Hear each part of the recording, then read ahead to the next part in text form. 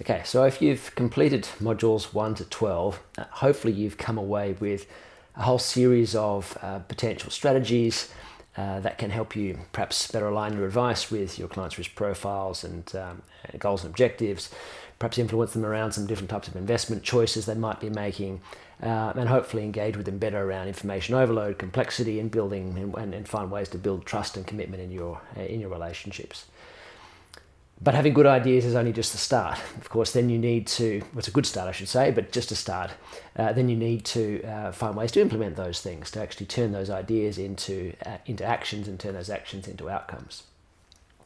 Now, just as going to the gym can backfire if it means that the person who goes to the gym then comes home and feels that they now have the license to perhaps eat a block of chocolate, sometimes well-intentioned, seemingly good ideas that have come from sort of behavioral research and that have good psychological underpinnings, or sometimes they can fail or actually in some cases actually backfire and lead to worse outcomes. Now, why is that? Well, it can be for a range of reasons. One is that if you look at laboratory studies and you can, in those studies that people can control the environment, they can therefore rule out a whole lot of alternative explanations because the environment is controlled and those things are all kept constant. However, in the real world, there are those other variables, and those variables can sometimes be important.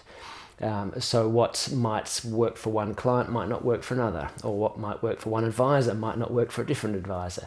And what might work in one context for one type of advice might not work in another context for another type of advice. So that's what we're going to pick up in this module. What are some of those sort of contextual things that advisors need to think about when trying to implement some good ideas or good behavioral solutions?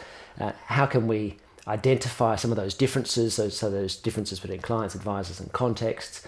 And what are some of the tricks and traps in making sure that we can successfully implement good behavioral strategies?